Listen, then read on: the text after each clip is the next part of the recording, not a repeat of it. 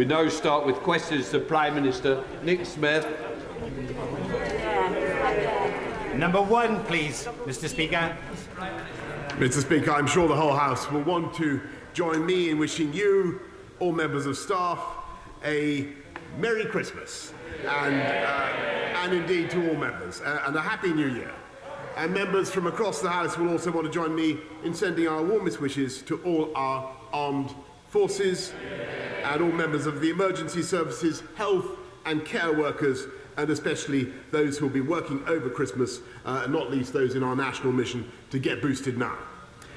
Mr. Speaker, this morning I had meetings with ministerial colleagues and others. In addition to my duties in this House, I shall have further such meetings later today. Nick Smith.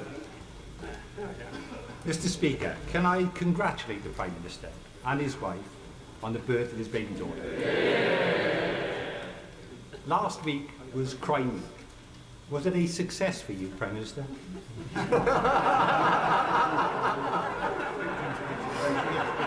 Yes. I'm very grateful and I thank him for his kind words. And yes, it was, Mr. Speaker, because last week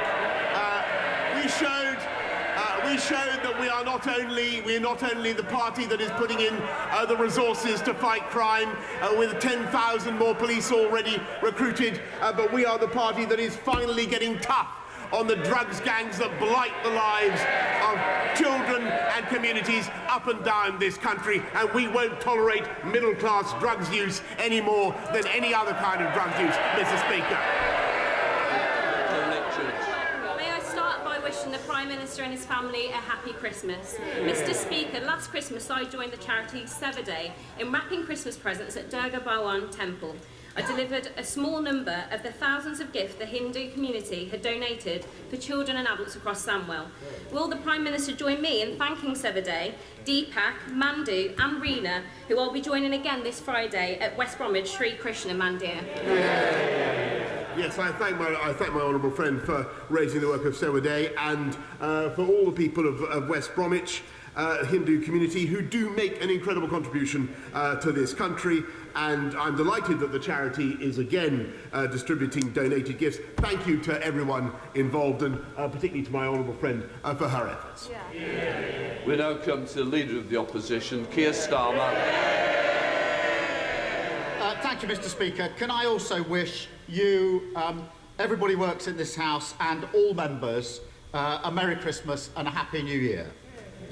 And can I also send my congratulations to the Prime Minister and his wife on the birth of their daughter, and join the Prime Minister in supporting our armed forces and all those on the front line. Mr. Speaker, there were 200,000 Omicron infections on Monday. That's doubling every 2 or 3 days, and the NHS could be overwhelmed. So I want to start by encouraging everyone listening to this session to get their jabs and boosters. It's the best way to protect themselves, the NHS and their loved ones. Given the seriousness of the situation, does the Prime Minister agree that the 100 Conservative members who voted against Plan B measures last night voted against steps which are necessary to protect the NHS and to protect lives? Thank you, Mr. Speaker. The government is taking a balanced and a proportionate approach to dealing with the pandemic, and the House voted through Plan B, I think, with Conservative votes, Mr. Speaker, and we will continue with the massive booster rollout, to which he is a late convert. Since Friday, when I decided that we had to accelerate the booster programme in view of the data about Omicron, we've cut the timetable in half. Mr. Speaker, Monday was the biggest vaccination Monday in the history of this country, and yesterday was the second biggest vaccination achievement by the NHS ever. More than 500,000 jabs delivered, and the campaign continues to grow. I want to thank absolutely everybody involved. I want to thank all the British public for coming forward to get boosted now. Mr. Speaker, we all hope that combined with the booster programme, Plan B will be sufficient to prevent the NHS from being overwhelmed. Nobody wants to see further restrictions, but the Prime Minister has quite rightly not ruled anything out. So can I take this opportunity to make clear to the Prime Minister that if further votes are needed to save lives and protect the NHS, Labour MPs will follow my leadership and we will always put the national interest first. Can I ask the Prime Minister to get his house in order so he can say the same about the members behind him?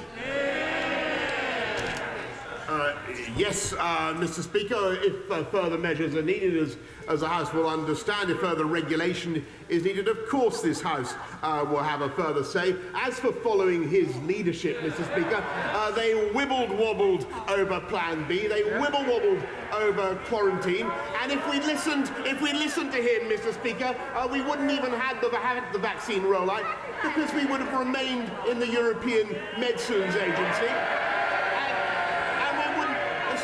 And we wouldn't have opened up on July the 19th, Mr. Speaker. We would have remained in lockdown. That's the reality, Mr. Speaker. Mr. Speaker, let me put that straight back in its box. The Labour Party showed the leadership yesterday that the Prime Minister lacked.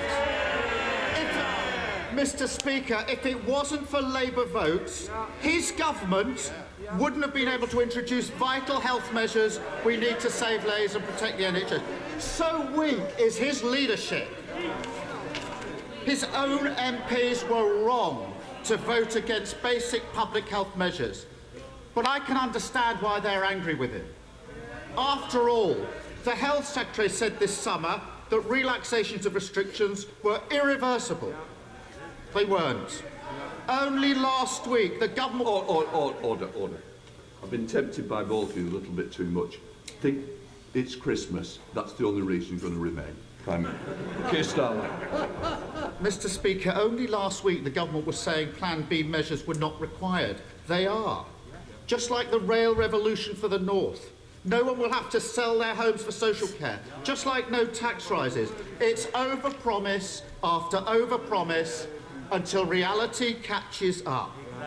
Does the Prime Minister understand why his own MPs no longer trust him?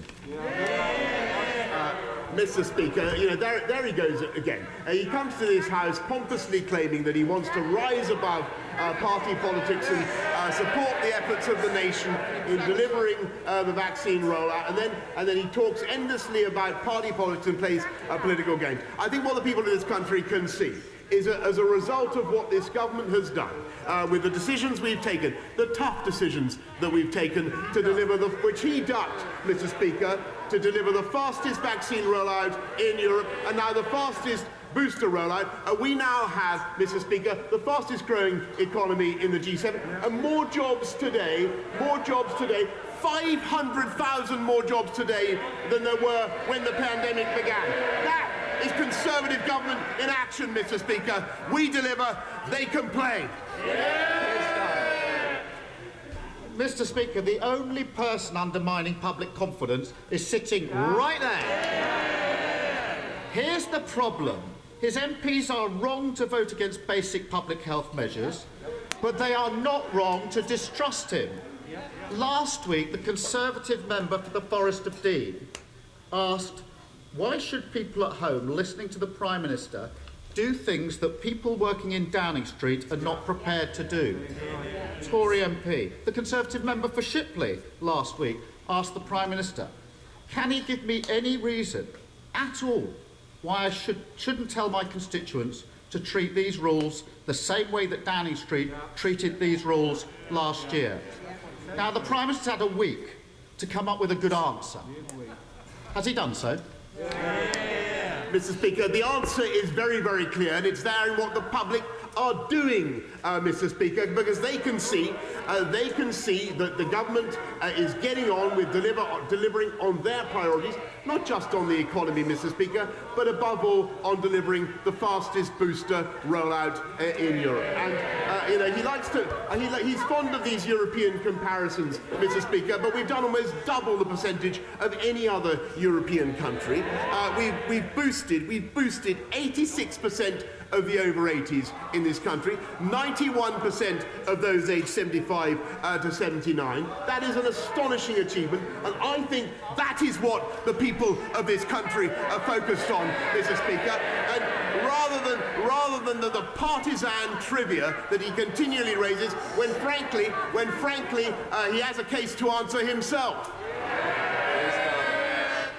I think that's no, he hasn't come up with a good answer. For weeks now, he claims that no rules were broken. He claims he didn't know what was happening in his own house last Christmas. I don't believe him. His MPs don't believe him, and nor do the British public. He's taking the public for fools, and it's becoming dangerous. Because from today, anyone who tests positive for coronavirus faces a second Christmas in isolation. It will be heartbreaking for families across the country. The message from the government has to be, we know that following the rules won't be easy this Christmas, but it is necessary. Can the Prime Minister not see that he has no hope of regaining the moral authority to deliver that difficult message if he cannot be straight with the British public about the rule breaking in Downing Street last Christmas? Mr. Speaker, I've repeatedly answered that question before, and as he knows, a report is being delivered to me by the Cabinet Secretary into exactly what went on. He might explain why there are pictures of him quaffing beer, Mr. Speaker.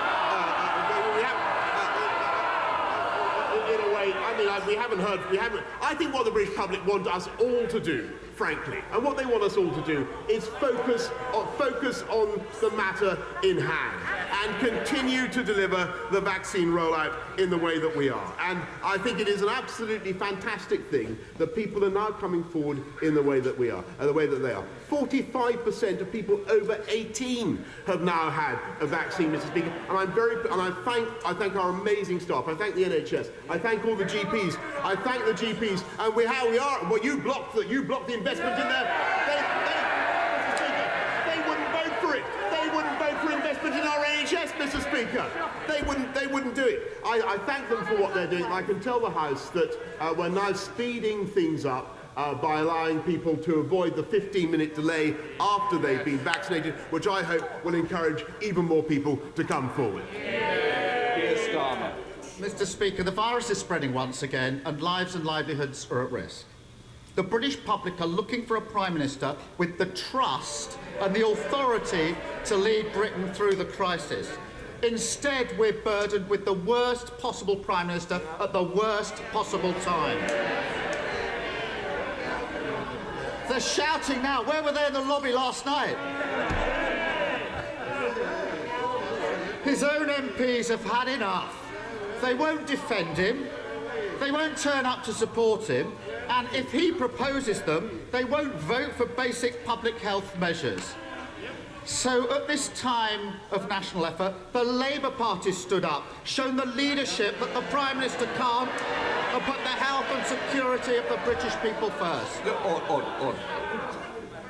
This is silly because I can't hear the question. I will hear the question. I don't think we need any more help from this front bench. I'm just dealing with this corner first before I come back. Can I just say, I understand this last PMQs and we're going to be coming back in the new year, but I do need to hear the question. And it may take a long time, but I will hear it. So please, I want to get through questions. I want you all to get away for Christmas. At this stage, you won't. Keir Starmer. Mr. Speaker, the Prime Minister is so weak that without Labour votes last night, vital public health measures wouldn't have got through. But this country can't... Says it's not true. Oh, God. I haven't got... It's not true. He's so socially distant from the truth. He thinks that that's not true. I don't know where to... We better press on. We can't go on with a Prime Minister who's too weak to lead. So will the Prime Minister take time this Christmas to look in the mirror and ask himself whether he has the trust and authority to lead this country? Mr. Speaker, thank you very much, Mr. Speaker. We won that vote last night with Conservative votes, as I told the House. I respect the feelings and Speaker, I respect the anxieties that colleagues have about, of course I do, I respect and understand the anxieties, the legitimate anxieties that colleagues have about restrictions on their liberty, but I believe, and on the liberty of people, but I believe that the approach that we're taking is balanced and proportionate and right for this country. And let me tell you, Mr. Speaker, let me tell the House about some of the, he talks about leadership, some of the decisions, the tough decisions that I've had to take. I had to decide to stay out of the European ventilator scheme, so we had our own ventilator challenge, which he then ridiculously attacked. I decided to go ahead of the rest of Europe, with the vaccine rollout, Mr. Speaker, which would have been impossible if we'd listened to him. I decided to go ahead with opening up our society and our economy on July the 19th, which he opposed, Mr. Speaker, which he opposed. And frankly, if we'd listened to him, never forget, we would not now have the fastest economic growth of the G7.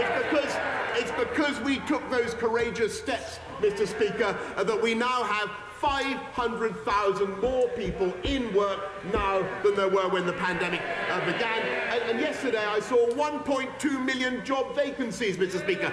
That is what Conservative governments do. They create employment, they create business opportunities. And above all, Mr. Speaker, we vaccinate, they vacillate. They jabber, we jab. They play party politics, Mr. Speaker, and we get on with the job.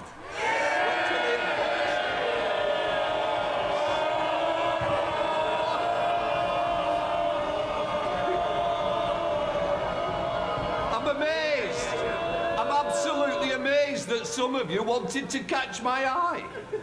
Obviously you don't. Thanks for that. It's making my life easier. So don't be shocked when I wasn't going to put you in for that special question today. Let's come to the man of the moment, Dr. Liam Fox. Thank you, Mr. Speaker. As we look forward to 2022, one of the dates that stands out for me is the 21st of March, which will be International Down Syndrome Day. Yeah. In thanking the government for the support, and indeed thanking all parties in the House for the support for the Down Syndrome Bill, can I ask the Prime Minister if he will give his personal commitment to ensure that we get that bill on the statute book before International Down Syndrome Day, when we will be the first country in the world to do so? We talk about global Britain. It can't just be about trade and diplomacy. It must also be about values. Wouldn't that be a great place for Britain to start? My right honourable friend is a wonderful campaigner on this issue. He's completely right about Down syndrome people. They can have poorer health outcomes. That this bill, I know, does aim to improve life outcomes for people with Down's syndrome, and we are pleased to support it, and we will do whatever we can to ensure the prompt progress of this bill. We now come to the leader of the SNP, Ian Blackford. Thank you, Mr. Speaker. Can I wish you... It's not a pantomime. Oh yeah, exactly. Carry on partying. Thank you, Mr. Speaker. Can I wish you, all your staff, all members in the House, a Merry Christmas and a good New Year when it comes, and send my thanks to those in the front line, our emergency service and armed forces, for everything that they have done to get us through this year. Mr. Speaker, the public understands the threat that Omicron poses to all our people and to our NHS. But we saw from last night's vote, the Tories might be privileged enough to live in denial about this danger, but the rest of us have the responsibility to live in the real world. That means increasing public health measures and increasing financial support for businesses and workers. The Scottish Government is delivering £100 million from our fixed budget to support businesses. But we all know that more is needed. Yesterday, the UK Government put out a press release saying that new financial support was coming. But last night, the Treasury U-turned saying no new money was available. So, Prime Minister, which is it? Is there any new money to support businesses? Or was it all just smoke and mirrors once again? I'm grateful to the right honourable gentleman, and I share some of the points that he made about the importance of being vigilant about Omicron. I think it's good that he set that out. I think it's important that we continue to work with the Scottish administration as we do to help everybody through it. There is more money, as he knows, through Barnett consequentials. There are also further powers under the existing devolutionary settlement for the Scottish administration to raise money if it chooses to, and they have that option. But we will of course continue with the discussions with the Scottish administration. Ian Blackford. Mr. Speaker, that simply wasn't an answer, and it really just does confirm it's all smoke and mirrors. There was no new money for Scotland. Once again, the Prime Minister can't trust a word that this Prime Minister says. Dodgy dealings on renovations and his distant relationship with the truth. All of it has left him weak. Last night, this UK government struggled to get measures through this House that Scotland has had for months. A Prime Minister who can't do what is needed to protect the public is no Prime Minister at all. Mr. Speaker, nobody wants further restrictions, but Scotland can't afford to be hamstrung if the Prime Minister can't act because he's got 99 problems behind him. So will he give the devolved governments the powers and financial support that we need to protect our people? Mr. Speaker, I think we're going to need a bit bigger waistcoat to contain the synthetic indignation of the right honourable gentleman, quite frankly. I can just tell him that there are the powers. The Scottish administration has the powers. But what we've also done, Mr. Speaker, is a record settlement, for Scotland, £41 billion. But I, in all friendship with the right honourable gentleman, who I'm actually quite cordial with behind the scenes, Mr. Speaker, we will work with the Scottish Government to make sure that we get through this thing together. Sir Robert Neal. Thank you, Mr. Speaker. Stroke is the leading cause of adult disability in the United Kingdom. It's the fourth largest killer. We've made much progress, but regrettably, in the last couple of years, key treatments like thrombectomy, thrombolysis, and timely interventions in hospital have actually stalled and gone backwards. In particular, most stroke survivors do not receive less than half the recommended levels of rehabilitation, something which the Prime Minister knows my own family have experienced. Can we urgently look to upgrade the very good National Stroke Plan into a fully fledged national strategy for stroke, with a minister responsible for it and a dedicated team of officials in the department to roll that out? I want to thank my right honourable friend for that question. I know he and I have discussed before his own personal reasons for caring so much about this issue, and I understand and I sympathise deeply with what he's saying. And that's why, one of the reasons why I want to make sure that we do invest enough in this. There are 20 integrated stroke networks in England already. What we want to do is increase their capacity by about tenfold. Mr. Speaker, very happy to make sure that he has the right meeting with the relevant minister to discuss the matter. But that's why it's so important that we invest now in our NHS in the way that we are. And what a pity that essential measure could not be supported by the party opposite.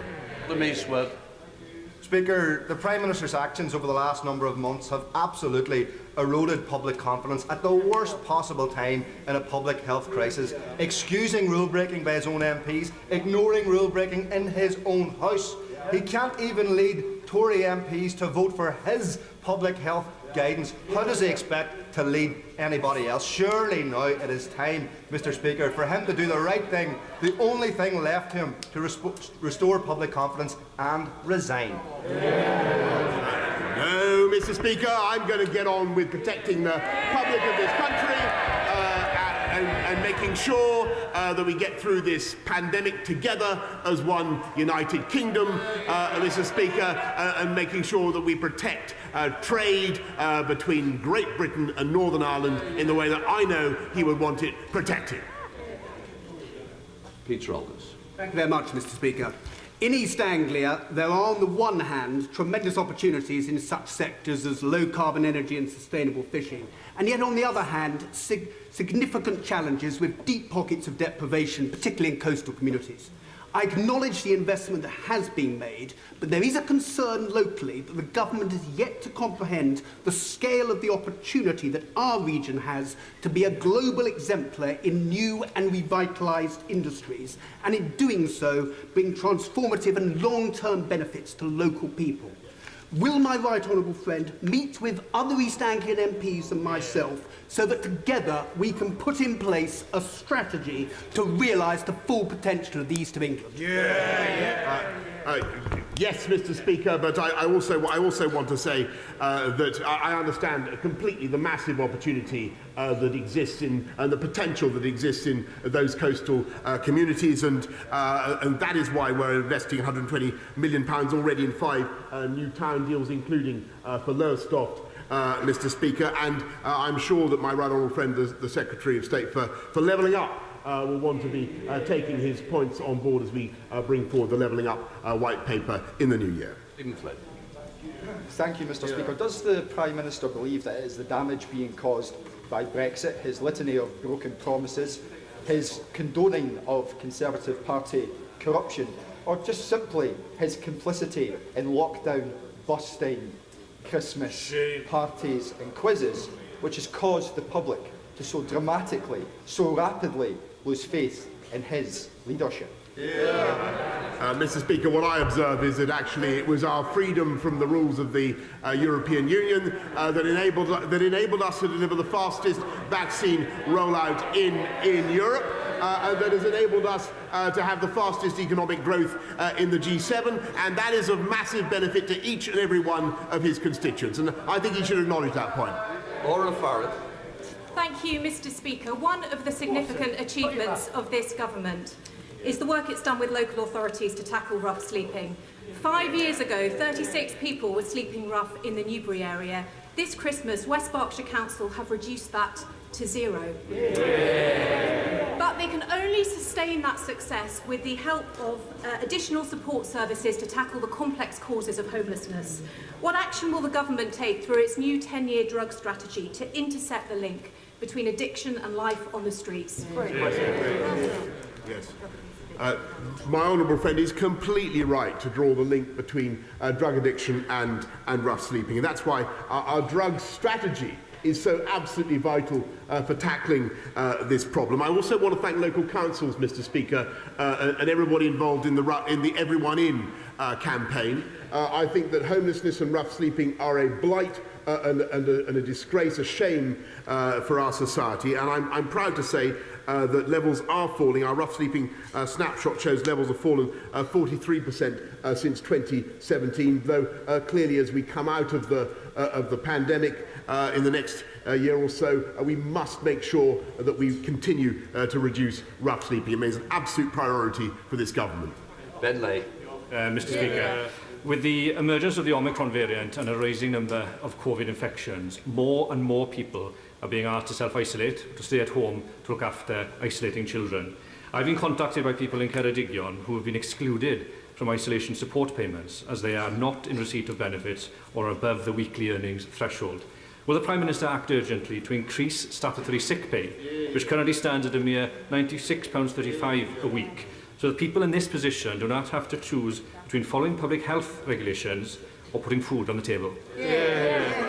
I thank him very much, and I understand the difficulties some families will find themselves in. We want to look after everybody throughout the pandemic, and that's why we've done things like lift the living wage in the way we have, increased the funds available for childcare, but also made sure that the councils have an extra hardship fund of £500 million to help families of the kind that he's describing through this winter.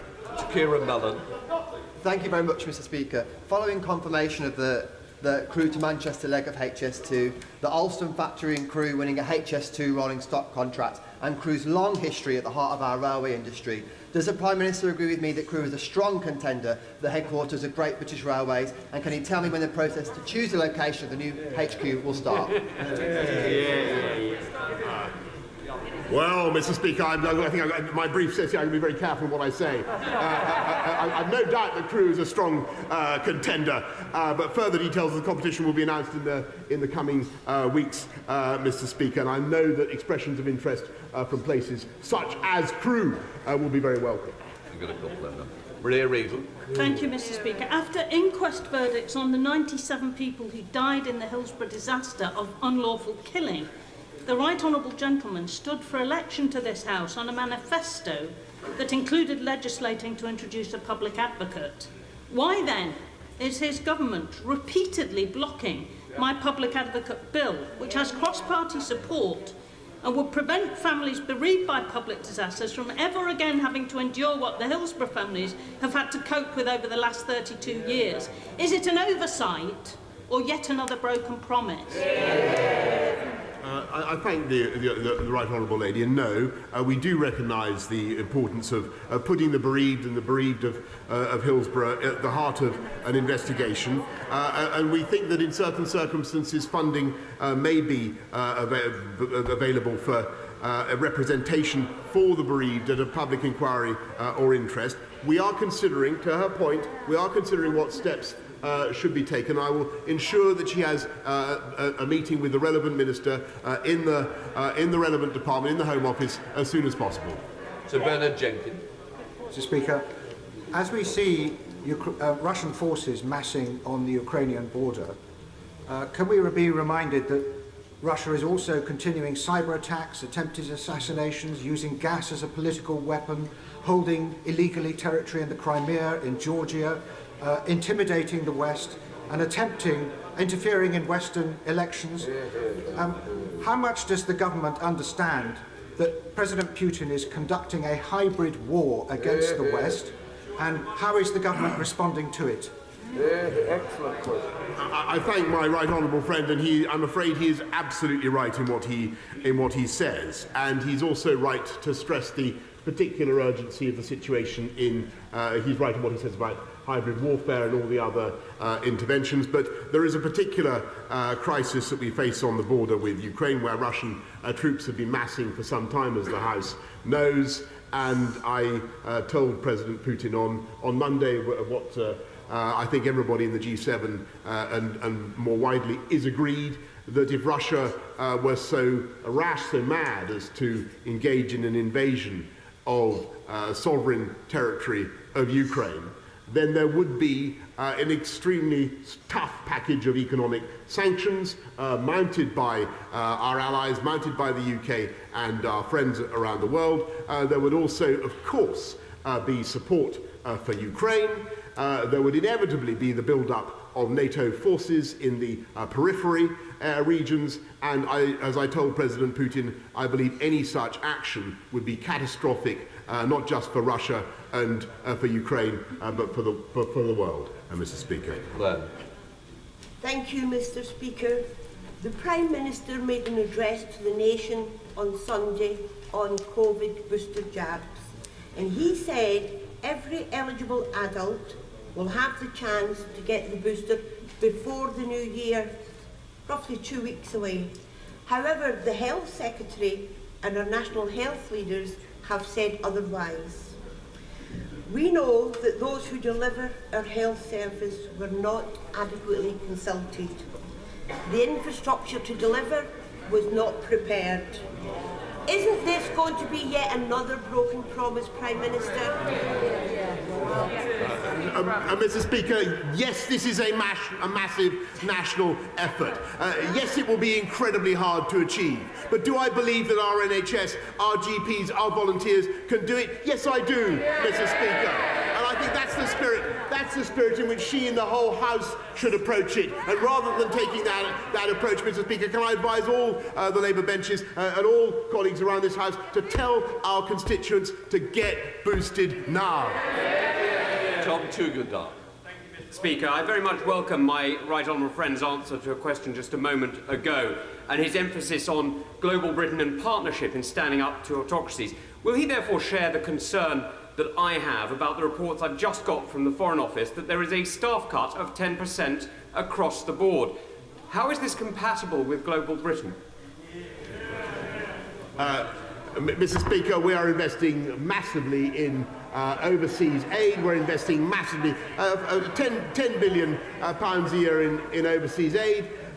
This country is spending, I think, we are the biggest spender in Europe. Overseas, 54 billion. If you look at what we're doing on aid, on the Foreign Office, on defence, we are the biggest spender on overseas activities of any country in Europe. And I know he's an expert on foreign affairs, Mr. Speaker, but I can tell him that the recent information that has trickled into his ears is, I'm assured by my right honourable friend, the Foreign Secretary, fake news.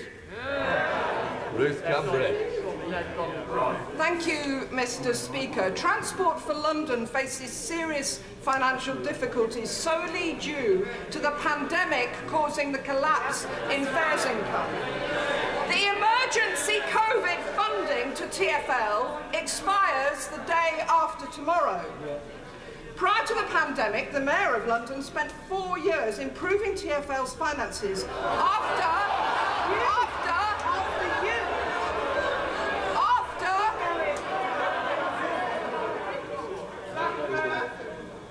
There will be a nightmare.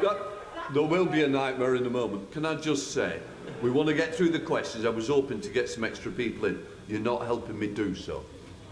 Come on in, Ruth Capron. Thank you, Mr. Speaker. Prior to the pandemic, the Mayor of London, Sadiq Khan, spent 4 years improving TfL's finances after his predecessor inexplicably bargained away TfL's 700 million annual government grant. By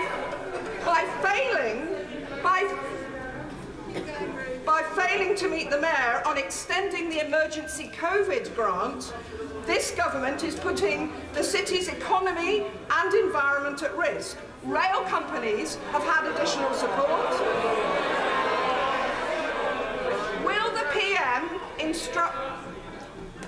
Will the PM instruct silent shaps to meet the Mayor immediately so that buses and tubes can continue to keep London moving from Friday? Mr. Speaker, this happens to be one of the subjects I probably know more about than anybody else in this House. And I can tell her that when I was Mayor and I was Chairman of Transport for London, we had our finances in balance because I ran a responsible fares policy. When I left the mayoralty, we had Crossrail in surplus and we had our reserves in surplus. What happened actually was that the Labour Mayor of London embarked on a reckless, unfunded fares policy. A reckless, unfunded fares policy that cutting fares recklessly so as to leave a huge black hole in Transport for London's finances. And yes, Mr. Speaker, we have the greatest capitals. I'm not going to dissent from... and we will, of course, help the stricken Labour difficulties in any way that we can, but blame lies fairly and squarely with City Hall. Thank you, Mr. Speaker. I'd like to wish all of our constituents all across the country a Merry Christmas and a safe 2022. What matters to my Sedgefield constituents, though, is jobs, jobs, jobs. Would the PM join me in congratulating Tatty and Alston in securing the HS2 rolling stock contract, which is a tremendous vote of confidence in the people of Newton Aycliffe and Sedgefield? And could I ask him to encourage the Secretary of State for Transport to confirm that the feasibility study for Furriel Station approved his earliest convenience so we can get on with levelling up, building back better for Furriel, Bishop Midland, Sedgefield and the Cornford? Yes, I thank my honourable friend, who is a great advocate for Sedgefield and for his constituents and for levelling up. I congratulate Hitachi and Alstom on securing the HS2 stock order and the proponents of the Ferry Hill Station for completing the initial business case for the scheme. And Mr. Speaker, this is part of the £96 billion investment that we're making in our railway infrastructure, the biggest in 100 years, dwarfing anything that the Labour Party has ever embarked on, and we will get on with uniting and levelling up across our country. Caroline Harris. Thank you, Mr. Speaker. I'm sure the Prime Minister would like to thank me for assisting him as he was unaware of last year's and been kept in the dark about last year's festivities with my assistance in lighting the Christmas tree in Downing Street this year. Unlike the Prime Minister, I am not in the dark as to what my staff are doing this year. We are serving and delivering over 1,000 hampers and gifts to families across Swansea East to make sure that they get a Christmas. Will the Prime Minister please join me in congratulating and thanking everyone involved in Everyone Deserves a Christmas, and if he would like to come and light a tree in my constituency, I'll ensure there's one available for him. Can I say that's one of the nicest things somebody said to me from the benches opposite for a long time, Mr. Speaker, and I do want to thank and congratulate everybody in her constituency who's helping to bring hampers to those who need it this Christmas. It's a wonderful thing. A bit more. Thank you, Mr. Speaker. My thoughts, and I'm sure the thoughts of the whole House, are with those who loved Star Hobson, who was brutally murdered by a monster whilst Star's evil mother allowed this to happen in Keighley. The court heard that numerous referrals were made to Bradford Council's Children's Services months in advance of Star's murder, but they were not taken seriously. In fact, the case was closed.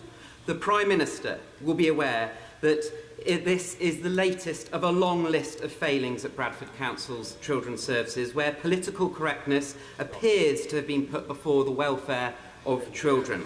I have no confidence in Bradford Council's leadership to deliver children's services, and since the death of Star, I am pleased that the government has sent in a commissioner to oversee. Sorry, I'm very bothered with going into sub judice. It is very, very serious, and I don't want to cause a real problem. I would say for the Prime Minister, if he could answer without getting any further details. I think we've gone a little bit too far into what the case is at the moment. Prime Minister.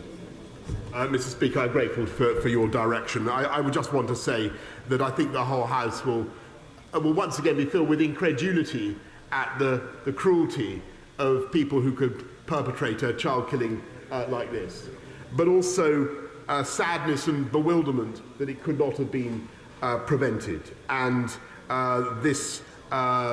we will appoint, as my honourable friend knows, appoint a commissioner to assess the relevant council, Bradford's capability and capacity to improve on their findings, and they will report on their handling. They will report in January. But this will also feed in to the report that we've commissioned on the death of Arthur Labinjo Hughes. And I say to those who are responsible in the authorities concerned that we will not hesitate to remove service control if that is what is necessary to drive the improvements that we need to see.